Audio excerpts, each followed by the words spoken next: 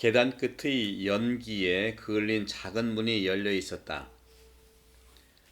타다남은 양초가 10걸음 정도 되는 누추한 방을 비추고 있었다. 문 위의 차양 아래에서는 방 안의 모든 것이 보였다. 방 안은 온통 어지러웠고 특히 아이들의 넝마 같은 옷들이 여기저기 흩어져 있었다. 방의 뒤쪽 구석에는 구멍이 난 침대뽀가 길게 쳐져 있었다. 아마도 그 뒤에 침대가 놓여 있는 것 같았다. 방 안에 가구라고는 2개의 의자와 방수포가 씌워진 몹시 달아빠진 긴 의자, 그 앞에 아무 것으로도 덮여 있지 않고 장식도 되어 있지 않은 낡은 부엌용 소나무 탁자가 전부였다. 탁자 끝의 철제 촛대 위에는 거의 다 타버린 양초가 놓여 있었다. 마르멜라 토프는 방 한 구석이 아니라 독립된 방에서 살고 있었으나 그의 방은 통로방이었다. 아말리아 립베 베흐젤의 아파트는 3장과 같은 방들로 나뉘어져 있었고 바로 이웃에 있는 3장 같은 방으로 난 문은 지금 열려 있었다. 그곳에서 시끄럽고 떠들썩한 소리가 들려왔다. 사람들이 웃고 있었다. 아마도 도박을 하면서 차를 마시고 있는 듯 했다. 때로 너무나 격이 없는 말들이 들려왔다. 라스콜리노코프는 즉시 까체리나 이바노브나를 알아볼 수 있었다. 그녀는 후리후리한 키와 균형 잡힌 몸매의 여인으로 아직까지 아름답고 짙은 밤색 머리털을 간직하고 있었지만 굉장히 아이워서 바짝 말라 있었다. 정말로 뺨 여기저기에는 붉은 반점들이 돋아나 있었다. 그녀는 가슴에 2손을 모으고 작은 방을 앞뒤로 왔다 갔다 하며 갈라진 입술 사이로 끊어질 듯 고르지 않은 호흡을 내뱉고 있었다.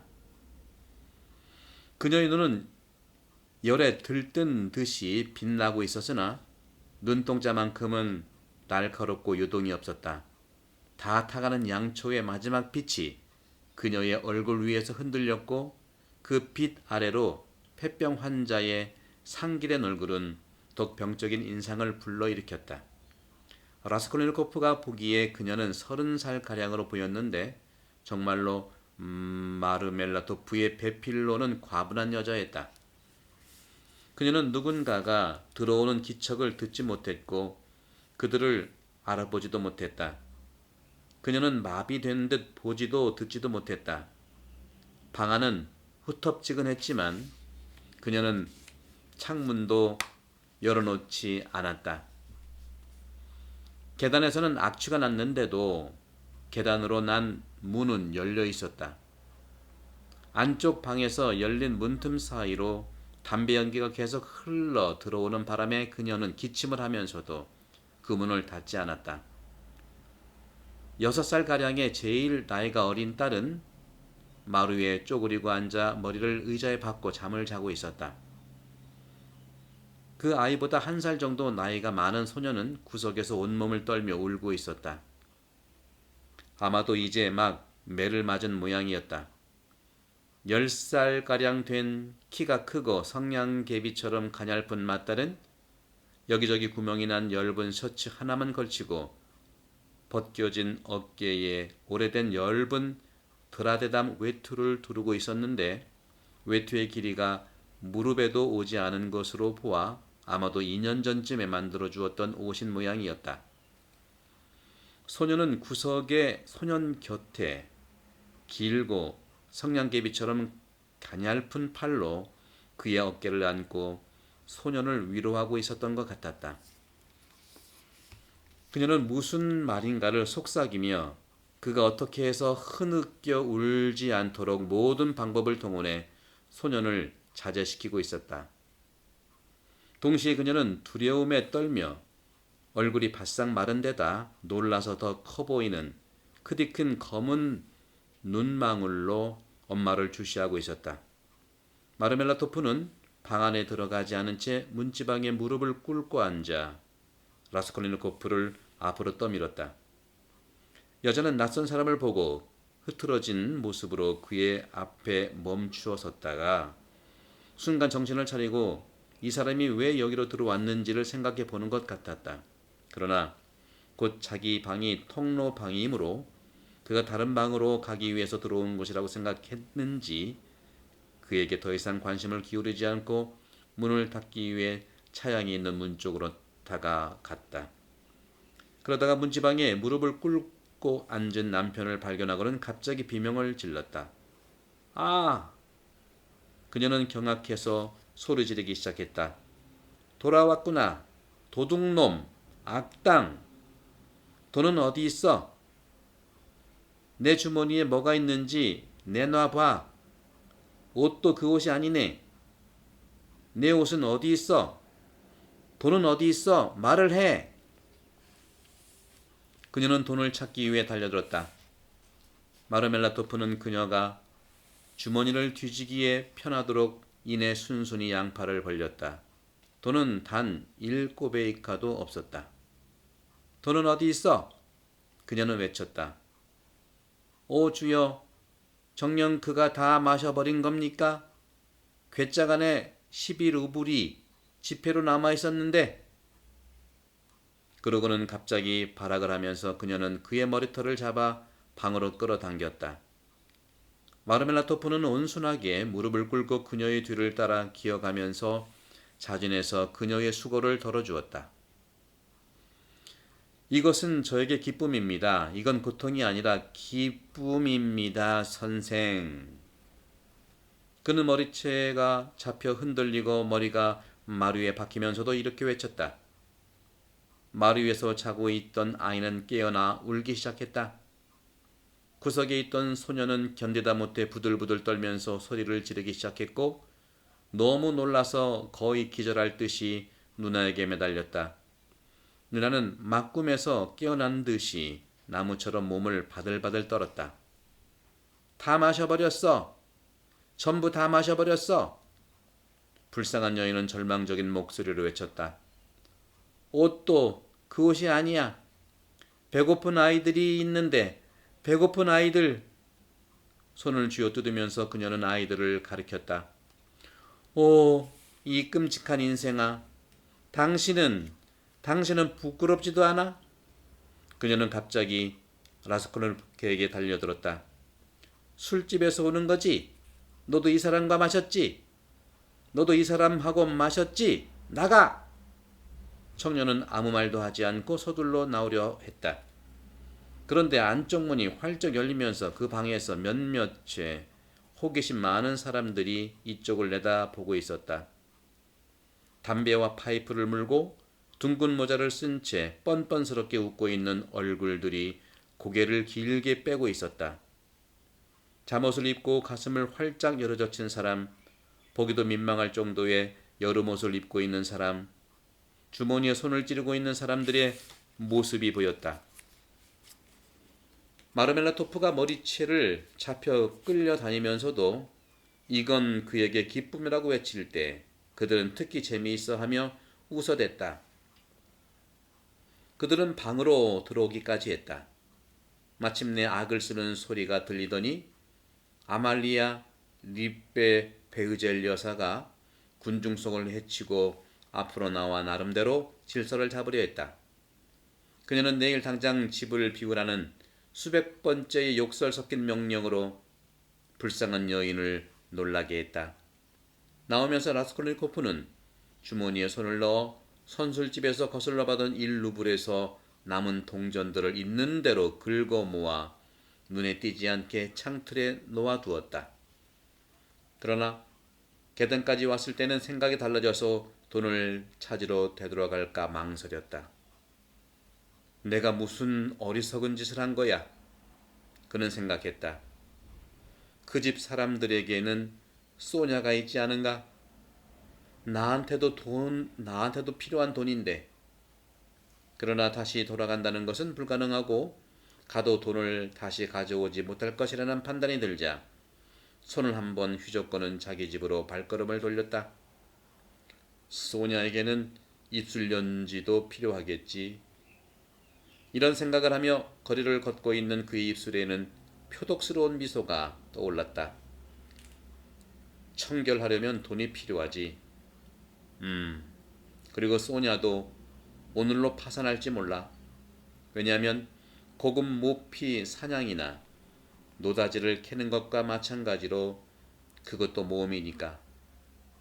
그들 모두 내 돈 없이는 무일푼으로 남겠군. 오, 불쌍한 소니아. 어쨌든 그들은 멋진 우물을 판 셈이야. 이용을 해 먹는 거야. 그건 이용을 해 먹는 거 아닌가? 버릇이 된 거지. 잠깐 울다가는 습관이 되어버린 거야. 사람이라는 비열한 것들은 무슨 일에든 익숙해지니까. 그는 깊은 생각에 잠겼다. 만일 내 생각이 잘못이라면, 그는 갑자기 무의식적으로 외쳤다. 만일 정말 사람이 비열한이 아니라면, 아니 인류 전체가 비열한이 아니라고 한다면 나머지 모든 생각들은 편견이고 꾸며낸 공포에 불과하며 아무런 장애물도 있을 수 없고 또 마땅히 있어서도 안 된다. 3. 47쪽. 그는 다음날 아침 아주 늦은 시간에 뒤숭숭한 기분으로 잠에서 깨어났다. 그렇지만 잠도 그의 원기를 북돋아 주지는 못했다. 그는 초조하고 불쾌한 기분으로 눈을 뜨자 증오에 가득 찬 눈초리로 작은 방을 둘러보았다. 6걸음 정도밖에 되지 않는 작은 새장 같은 방은 먼지 때문에 누렇게 퇴색한 벽지가 그나마 여기저기 떨어져 있어서 보기에도 초라했다. 천장은 너무 낮아서 약간 키가 큰 사람인 경우 그 안에 들어오면 숨이 막히고 머리를 천장에 부딪힐까봐 걱정할 지경이었다. 가구도 그 방에 잘 어울렸다. 명색뿐인 3개의 낡은 의자와 구석에는 몇 권의 공책과 책이 놓여있는 작은 책상이 있었는데 이들 위에 앉은 먼지만 봐도 이 물건에 손을 댄 사람은 오랫동안 없었던 것 같았다. 그리고 끝으로 그의 벽 전체와 방의 절반 정도를 차지하고 있는 꼴사나운 커다란 소파가 있었는데 예전에는 옥양목이 씌워져 있었지만 지금은 완전히 누더기가 되어 라스콜니코프의 침대로 사용되고 있었다.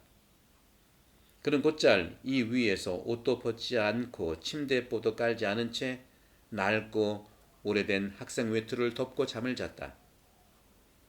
머리맡에는 작은 베개가 있었는데 그는 조금이라도 머리를 높이려고 계속 깨끗한 속옷이든 더러운 속옷이든 다 그 아래로 쑤셔 넣었다.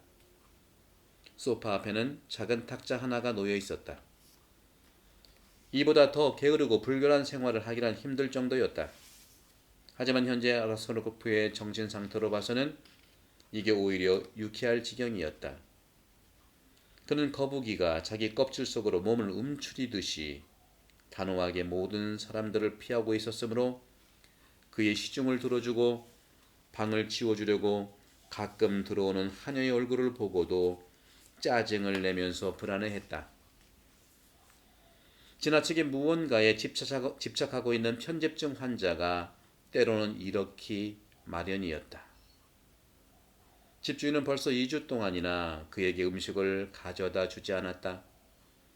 밥도 얻어먹지 못하고 있으면서도 그는 지금까지 여주인에게 들려서 따져봐야겠다는 생각도 하지 않았다. 요리사이자 여주인의 유일한 하녀인 나스타시아는 때로 세입자의 이런 기분 상태를 달가워하며 아예 방을 쓸고 닦는 일을 그만두어 버렸다. 가끔 일주일에 한 번 정도 무심코 빗자루를 둘 뿐이었다. 그런데 지금 그녀가 그를 깨운 것이다. 일어나요. 뭐 해요? 왜 이렇게 잠만 자는 거예요? 그녀는 그를 내다보며 소리 지르기 시작했다. 벌써 9시가 넘었어요. 차를 가져왔는데 마실 거예요? 굉장히 배가 고플 텐데. 세입자는 눈을 뜨고 몸을 부르르 떨더니 그자에 비로소 나스타시아를 알아보았다. 주인 아주머니가 준 차야? 그는 소파에서 초췌한 모습으로 천천히 일어나면서 물었다. 아주머니가 주실 리가 있겠어요? 그녀는 벌써 여러 차례나 우려내어 멀게진 차가 담긴 자기 소유의 깨진 찻주전자와 누런 설탕 두덩이를 그의 앞에 놓았다. 자, 나스타시아, 이 돈을 가지고 가서 말이야. 그는 주머니를 뒤져서 그는 옷을 입은 채로 잠들었던 것이다. 동전 한 움큼을 꺼내고 말했다. 흰빵을 좀 사다 줘. 소시지 가게에서 싼 소시지도 조금. 흰빵은 지금이라도 내가 가져올게요. 아니면 소시지 대신 야채 수프라도 먹을래요? 괜찮은 야채 수프고 어제 만들었어요. 어제도 가져왔는데 늦게 들어왔잖아요. 맛있어요. 야채 수프가 들어오자 그는 그것을 먹기 시작했다. 나스타시아는 그의 옆에 앉아 수다를 떨기 시작했다. 그녀는 시골 태생이었고 굉장히 수다스러웠다. 프라스코피아 파블로브나가 학생을 경찰에 고발하려고 해요. 그녀는 말했다. 그는 얼굴을 잔뜩 찌푸렸다. 경찰에? 왜 그런다는 거야? 방세도 지불하지 않고 다른 데로 옮기지도 않으니까 그렇죠. 뻔하잖아요. 에이 빌어먹을. 그것도 모자라서 또. 그는 이를 갈면서 중얼거렸다. 아니 지금 내게 그건 때가 좋지 않아. 그 여자는 바보야. 그는 큰 소리로 덧붙였다. 내 오늘 여주인에게 들러서 말을 해보지. 나처럼 주인 아주머니도 그렇게 바보라고 해두죠. 그런 당신은 똑똑하다는 사람이 자루처럼 누워서 아무 일도 하지 않으니 왜 그래요? 전에는 아이들을 가르치러 다닌다고 하더니 지금은 왜 아무 일도 하지 않는 거예요? 일하고 있어. 라스콜니코프는 마지못해 우울한 목소리로 말했다. 뭐를 하고 있는데요? 어떤 일을요? 생각하는 일을 해. 그는 잠시 말이 없다가 심각하게 대답했다. 나스타시아는 웃음보를 터뜨렸다. 그녀는 잘 웃는 성격이어서 사람들이 웃기면 소리도 내지 않고 속이 메스꺼울 정도로 온몸을 뒤틀고 흔들어대면서 웃었다. 그렇게 생각을 많이 했더니 돈 나올 구석이라도 생기던가요? 그녀는 급기야 이렇게 말했다. 제대로 된 화장도 없이 제대로 된 장화도 없이 아이들을 가르치러 다닐 수 없잖아. 애들을 가르치는 일은 이제 지긋지긋해. 자기 우물에 침을 뱉지는 말아요. 아이들을 가르치는 건 푼돈일 뿐이야. 꼬베이카 가지고 뭘 할 수 있겠어? 그는 내켜 하지 않으면서 자문자답하듯이 말을 덧붙였다. 당신은 그럼 단번에 큰 돈을 벌어 보겠다는 거예요? 그는 이상한 눈빛으로 그녀를 쳐다보았다. 그래, 단 한 번 한 미천을 잡아야지. 그는 잠시 말이 없다가 단호하게 대답했다. 조금 살살 말해요. 사람 놀라게 하네. 진짜 무섭네. 흰빵을 가지러 가요 말아요. 좋을 대로 해. 아 깜빡했네. 어제 당신이 없을 때 편지 한 통 왔어요. 편지? 나에게? 누구한테서? 누구한테서 왔는지는 몰라요. 내 돈 3꼬베이가를 우체부에게 주었어요. 갚아줄 거죠? 어서 갚아줘. 제발 가져다줘. 어서 가져다줘. 제발 가져다줘. 그는 흥분에 사로잡혀 외쳤다. 오 맙소사. 잠시 후 나스타시아가 편지를 가져왔다. 그랬다. 알주에 사는 어머니에게서 온 것이었다. 편지를 받아들자 그의 얼굴은 약간 창백해졌다. 오랫동안 그는 편지를 받지 못했던 것이다. 그러나 무엇인가 이상한 것이 갑자기 그의 심장을 옥죄는 것 같았다. 나스타시아, 나가줘 제발. 자, 여기 삼꼬베이까야, 제발 어서 나가줘. 편지를 든 그의 손은 떨리고 있었다. 그는 그녀가 있는 곳에서 편지를 개봉하고 싶지 않았다. 그는 혼자서 편지를 읽고 싶었다. 나스타시아가 나가자 그는 얼른 편지에 입을 맞추었다. 그 다음 주소가 써진 필체, 언젠가 그에게 읽고 쓰는 것을 가르쳐주신 어머니의 낯익고 사랑스러우며 작고 비스듬한 필체를 오랫동안 들여다보았다. 그는 마치 무언가를 두려워하는 것처럼 주저했다. 마침내 그는 편지 봉투를 뜯었다. 편지는 크고 두툼했다. 이 로트 되는 것 같았다. 두 장의 커다란 편지지에 깨알같은 편지가 쓰여 있었다. 사랑하는 내 아들 로자로 편지는 시작되었다. 네, 낭독을 마치고요. 우선관 말씀드립니다. 이 나타샤하고 라스콜로프의 대화가 이제 조금 어떻게 해보려고 했는데 좀 대화가 바뀐 것도 있었습니다. 참으로 이 라스콜니코프의 연민과 또 후회 같은 것들이 드러나죠. 일루브를 누구죠? 소냐 아버지 집에 놓고 창가에 놓고 왔다가 다시 또 갈까 하는 것, 그런 갈등들. 우리도 그렇지 않습니까? 도와주려고 하다가 또 누가 있겠지 하는 그런 미루는 것들. 이런 점들을 쭉 보면서 여러분들 이 도스토옙스키의 아주 세밀한 묘사를 잘 들어보시면 좋겠습니다. 오늘 이 정도 마치고 다음에는 이제 로자는 이제 라스콜노프의 애칭이에요. 로자에게 보낸 어머니의 편지부터 읽도록 하겠습니다. 성부와 성자와 함께 너무 강복합니다. 감사합니다.